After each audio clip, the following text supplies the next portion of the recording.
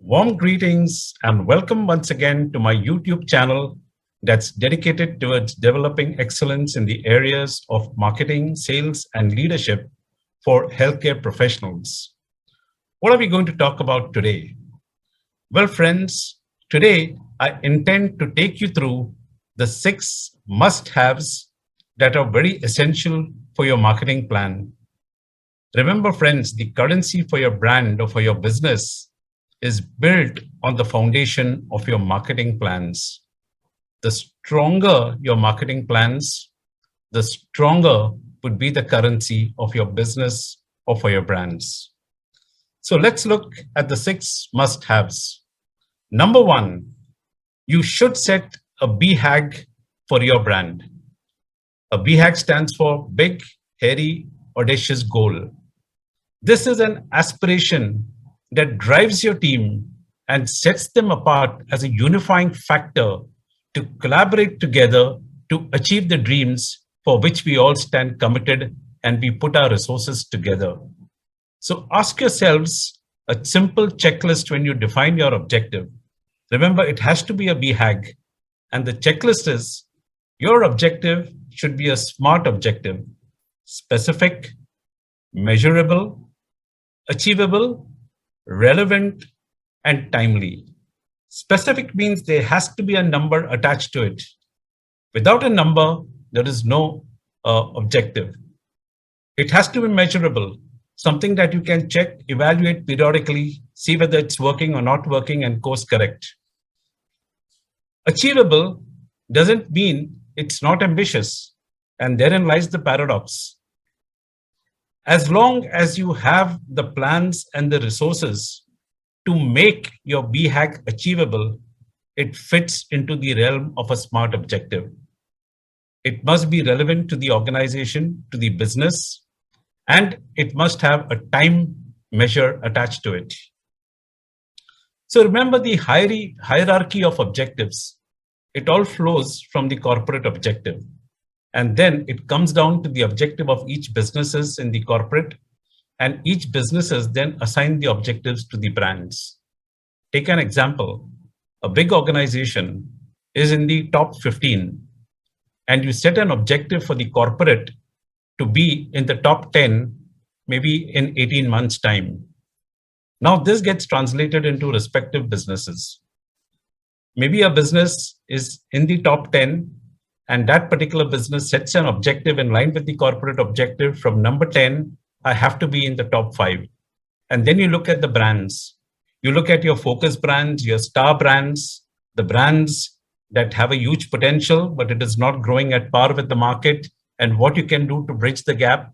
So this should be your focus and priority of brands that you will work on in setting these SMART objectives, so that through these brands, you realize the objectives of the business, and thus each business together goes into adding the objective for the corporate. Number two, very, very critical and very, very important. You have to be clear about the category in which you are going to operate. So you should have a measure of quantification of the size of the opportunity. How has been the growth? What has been the CAGR? How big is the customer size?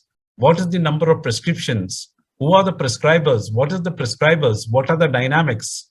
What is the growth in terms of prescribers, in terms of prescriptions? What is the average yield per prescriber? Your competitive set for these categories. So these are the critical things that are absolutely important. Now, there are certain critical checklists that you should keep in mind in terms of determining your category. And you determine your category on a very classic model, which is called as the patient funneling or the patient journey. Take, for example, the disease of diabetes. And India, as you know, is the diabetes capital of the world. So in your patient journey or patient funnel, you first start with the prevalence of diabetes in our country today. Now, if this is the prevalence, what proportion of patients today are diagnosed? So if there's a gap in diagnosis, can we as an organization do something to bridge this gap? And will the bridging of this gap give a leverage and impetus to the objective that you have set for the brand is a question that you need to ask. So from prevalence, we move down to diagnosis, which becomes the first leverage point as the option of leverage points for a business. Now, once you determine the extent of diagnosis for the prevalence of the disease, you then look at how many patients are actually treated. And when you look at patients that are treated, you should look at those patients that are treated as per the guidelines, as per the recommendation and the guidelines. If they are not treated as per the recommendation and the guidelines, then there's an opportunity gap out here. And organizations would do well to bridge the opportunity gap through dissemination of the evidence, education, KOL advocacy in terms of bridging treatment gaps and aligning treatment patterns in consonance to the guidelines for the management of that disease. So treatment becomes the next leverage point. Now, there are options of treatment and you have different class of molecules. Take, for example, if you are marketing an SGLT2 inhibitor and you need to take your share from PP4 inhibitors. So then you have to work on the class share to bring about the shift from PP4 into SGLT2.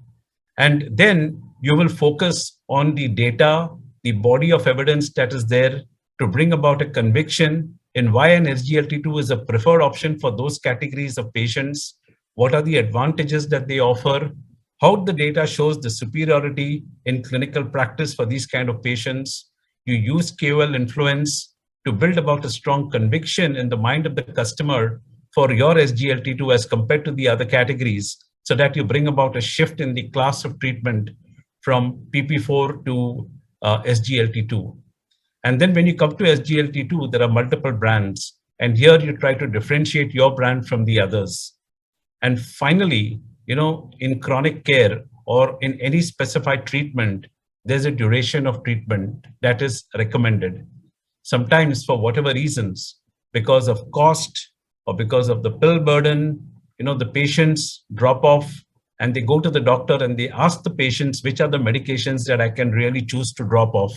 And therefore, the duration of treatment is not adhered to. Compliance becomes an issue. So if this is a leverage point, organizations would do well to work on the leverage point of compliance or duration of treatment. And that is why there are counselors attached to clinicians who really play that active role in terms of counseling patients. Given the shortage of time for the clinician, it's the counselor who extends the services to the patient, guides them properly on the do's and the don'ts and the importance of medication, and adhering to the medication regimen can be a critical leverage point for organizations. So to summarize, right, the leverage points are diagnosis, treatment, class share, brand share, and the duration of treatment. So in case your class share is PPV4, then your category becomes PP4. If in case diagnosis is a leverage point for you, then the category on which you're operating is very simple. You are playing the leverage point of detection or diagnosis. So you do HbA1c cams, you do lipid cams, you do all these detection tests and make sure that you bring a larger amount of patients or larger pool of patients into the detection ambit. So this is the typical category that you will play on. The category is the class of molecule, which becomes your competitive set. And this is the competitive set that you will target in your communication, in all your in-clinic efforts, in your out-clinic efforts, to bring about the shift from the category which you are targeting to your category. So in a sense, the category in which you target becomes your source of growth. Because if you have to gain share, then the category has to lose share, because you're playing and benchmarking yourself against this category. And you set your resources, you set your plans, you set your efforts, you set your strategy against that particular category so that you are able to achieve your brand objectives. So point number 2 is you should be very clear about your category. Now, when you identify your leverage points, there are certain criteria which you will employ to prioritize your leverage points and decide which are the leverage points that you would really operate on. So there are different parameters which you can use. And the most important parameters are the size of the opportunity, the competitive intensity, what is your ability to win? Do you have a differential or a competitive advantage? Do you have certain skill sets in your people that give you a better probability of success? And finally, what is the cost to do all that, and do you have the resources? So take, for example, if you have a huge size of opportunity, The competitive intensity is something that you think you can manage.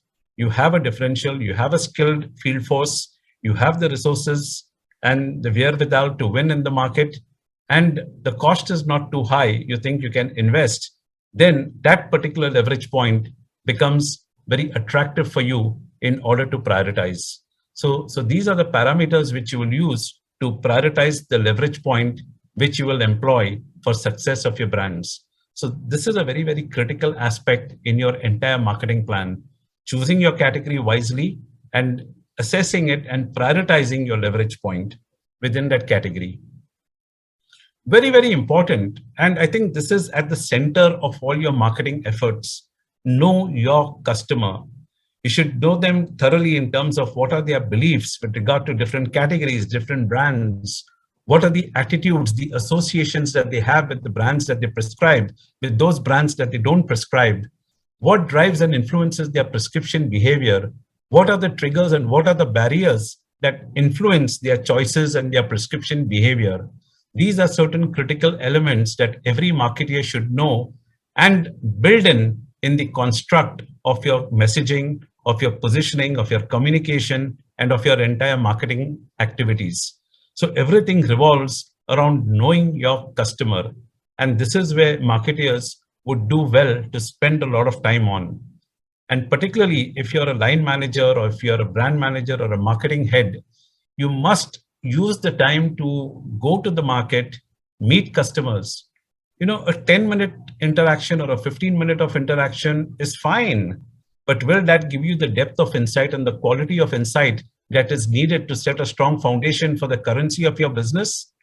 It's better that you spend half a day, be there with that customer, observe typically each patient, how the customer evaluates the patient, what is the interaction that happens, what are the pain points of that particular patient, what are the symptoms that come out, what are the challenges confronting the clinician today, how does the clinician arrive at a diagnosis, what are the questions the clinician asks to the patient, how is the history taking done, what are the kind of tests that are being employed, when is the reports coming back to the doctor, on the basis of the reports, what is the kind of diagnosis that gets established, how is the treatment pattern decided, is the treatment in consonance with the guideline recommendations, what is the treatment algorithm, what is the preference number one, what is preference number two, why a particular clinician chooses that particular molecule and why he doesn't choose the rest of the molecules, where does your molecule fit in the classical algorithm for treatment of your patient segment.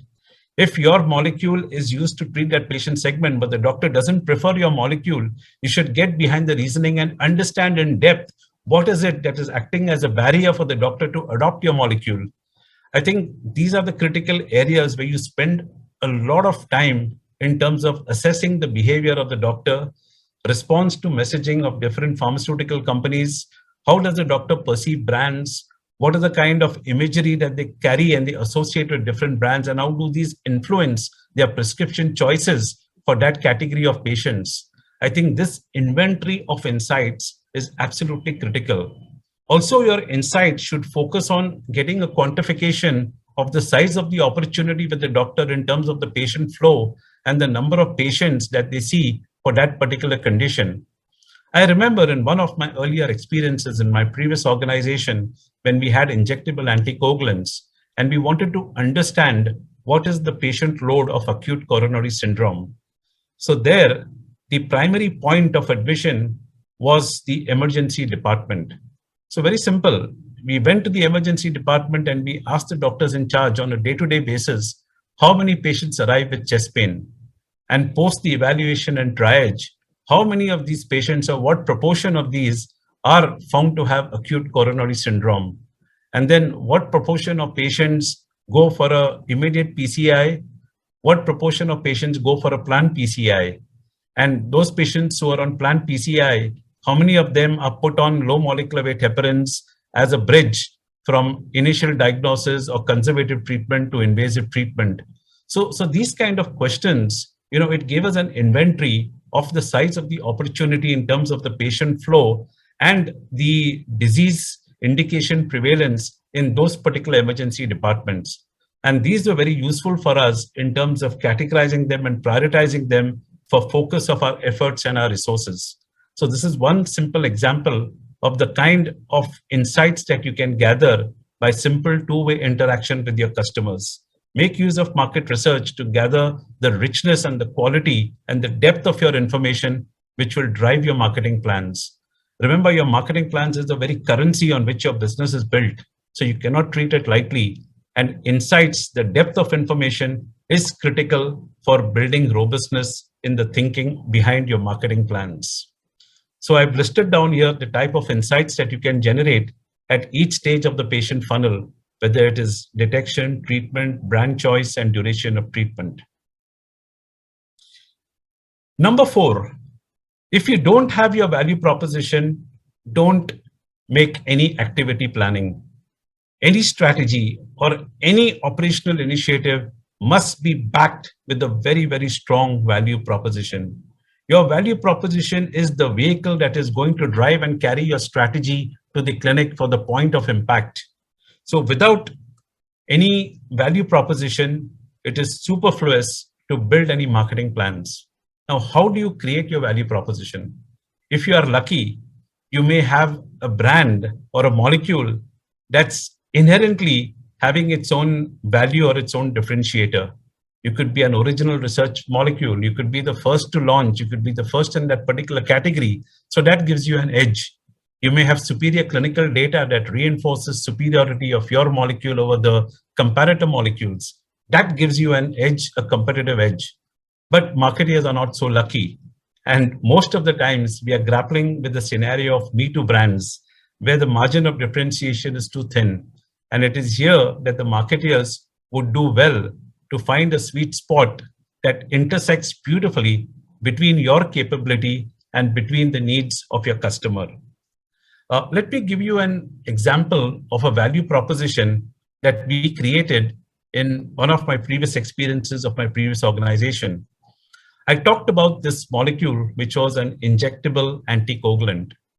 And this molecule, when it was launched, and for almost 10 years after its launch, had wealth of data, and it clearly stood rock solid in the clinical arena of injectable anticoagulants.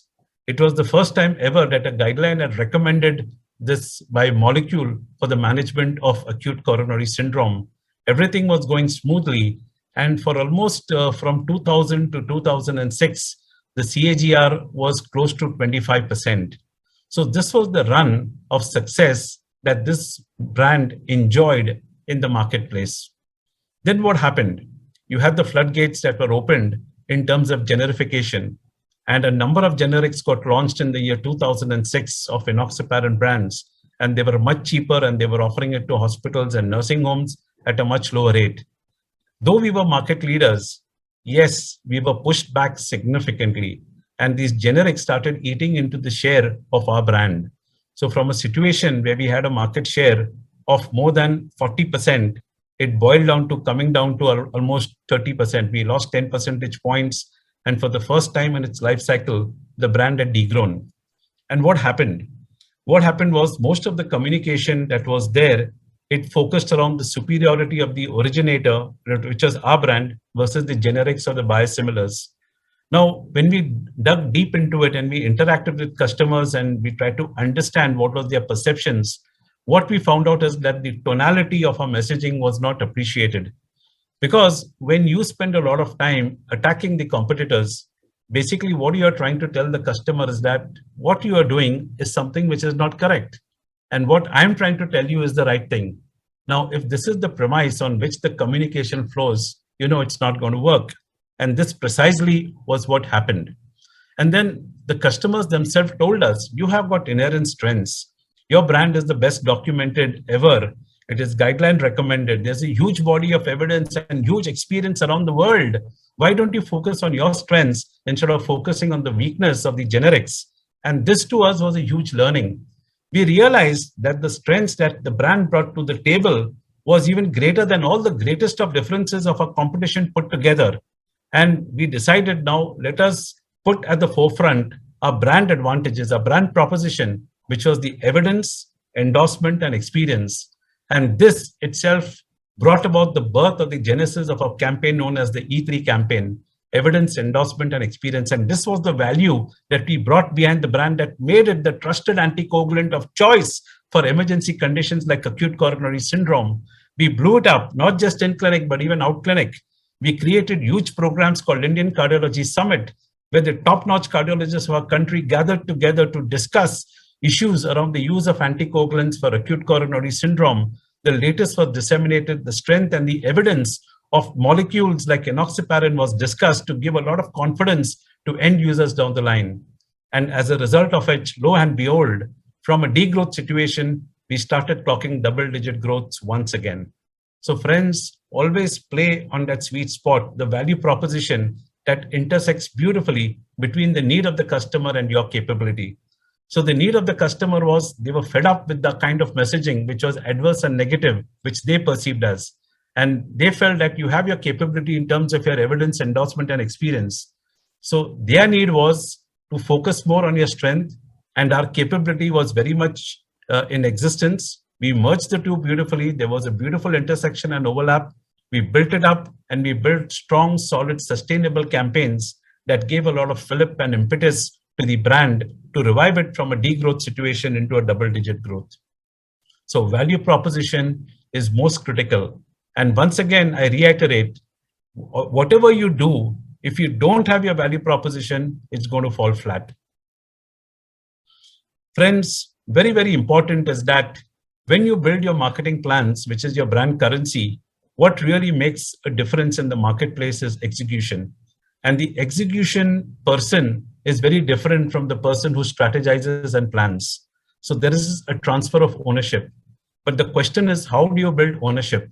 And here, if you have got to address barriers to execution, you have to begin with the end in mind. You have to co-create plans with your custodians who are entrusted with the task of execution. Co-creation is very, very important. Therein lies the ownership. Again, in one of my organizations, we had a unique concept known as Brand Advisory Council. So people from the field, MRs, area managers, zonal managers, training managers, people from cross-functional teams, medical, the marketing team, of course, SFE, commercial excellence, all these folks, even our supply chain and finance, they all got together to discuss threadbare about the issues which is confronting the brand in the marketplace. And each brand had 2 days of wholesome, dedicated discussion among all these stakeholders. We discussed what is working, what is not working. We looked at different patient segments, like the injectable anticoagulant, where it was prevention of venous thromboembolism. We had different patient segments. So there was the medical year category, which was on one hand, COPD patients or ARDS patients. Then you have sepsis or infectious disease. Then you had the surgical spectrum of patients, orthopedic patients. So we've looked at each patient segment differently. We looked at our levers. We looked at our leverage points. What is working? What is not working? What part of the messaging is resonating with the customers? What part of the messaging is not getting accepted or is getting diluted? Where are the challenges in the execution? Is the strategy simple to execute or it is too complicated? All these things were discussed by this cross-functional team, and at the end of it, we refined it together and came out with the blueprint in terms of what could be the game and way forward. And then this was rolled around. So the beauty was here, each of the stakeholders were involved in it right at the outset. There was a co-creation of this plan, and this co-creation is critical to secure ownership, which can distort a lot of execution challenges as we move forward and make execution much more focused and much more refined, which is a critical link between your plan and your customer. So make sure that you work cross-functionally, connect, co-create, collaborate with each cross-functional team. Make sure the roles and responsibilities are clearly understood, timelines are understood. You periodically sit together, discuss, review where you are in terms of timelines so that you don't delay and you are executing your plans in a very timely manner to make an impact in the marketplace. Involve your field force, your custodians of execution, and co-create plans with them to secure the ownership. Create incentive plans for your brands or for the business in consonance with the custodians or with the executioners. So one way to anticipate and address barriers to execution is through involvement of the entire team to secure ownership. And look at this beautiful statement from Abraham Lincoln. What he says is, give me 6 hours to chop down a tree, and I will spend the first 4 just sharpening the axe. So sharpen your saw, make sure you anticipate the barriers, you address the barriers, and focus on sharp, razor sharp execution of your plan. And now we come to the sixth must have, which is setting your measures of performance along with review mechanisms. Remember, as I said, you should be very clear about what's working well, what's not working well. If you spend 100 rupees with different plans and different set of activities, take the time to engage with the customers in the market and understand their feedback to different stimuli to which you're eliciting a response. Understand what part of the resource that you are deploying is working, is resonating with the customers, and which part of it is not. And accordingly, you've got to then re-alter your plans and make sure that you refine your plans to engage your customers in a much more efficient manner to get a better ROI. You have to set your performance measures in line to your SMART objectives, which I mentioned right at the beginning. So if you need to move ranks, what is your current market share? And if you have to move ranks and be in the top 5, how big have you got to be? Where is the market going to head in the next 18 months? How big will be your brand? And therefore, what will be your market share? Against that market share, how are you tracking month on month? Are you in line or are you not in line? How is the prescriber momentum going through? What is the extent of prescriptions that you are seeing? Are you growing faster than the market or at par with the market or slower than the market? And I think through all these analytics, you have to be able to get into the insight or the root cause. If you're not getting to your root cause, then you will not be able to address the factors that are impacting your business. Like, to give you a very simple example, whenever there is a drop in performance and there's a drop in the prescriber base, we are saying that yes, there is competition. Competition has become much more aggressive. They are investing. The extent of their investment, their share of voice is much more. The critical thing that we picked up then was share of voice. And when we looked at the coverage of our customers, we realized that though our coverage was 90%, but 90% of coverage is suboptimal coverage. Remember, my dear friends, if your field force size is 300 and you have 200 doctors per rep, you are covering 60,000 doctors. If you miss 10% of these doctors in your coverage, you have missed 6,000 doctors, which is a huge opportunity gap. And then we realized that this opportunity gap was one of the main reasons which resulted in a loss of traction and loss of prescriptions of our brand. Because when you miss out on 10% of your customers, you are vacating that space for competition to entrench and make sure that they are able to service your customer better than you. So get to the root cause, try to identify by keeping asking the question, why? Go for the why beneath the why. Get to the root cause from all your analytics. Understand what are the factors that are working well for your business. What are the factors that is resulting in the loss of business or not meeting your KPIs or goals. And accordingly, you've got to take specific corrective actions, hold accountability in terms of who's going to do the action, by when, set proper timelines, and set a proper review mechanism. I think this will then close the entire circle to seal your marketing plans. So friends, thank you very much for joining me on this interaction, which is a very, very important discussion on how you can add robustness and gravitas for your brand plans to make it big in the marketplace and make sure that your currency speaks in terms of customer equity and increase acceptance through very strong and robust marketing plans. So good luck in developing the kind of marketing plans that will take you to your dreams and your aspirations. Thank you.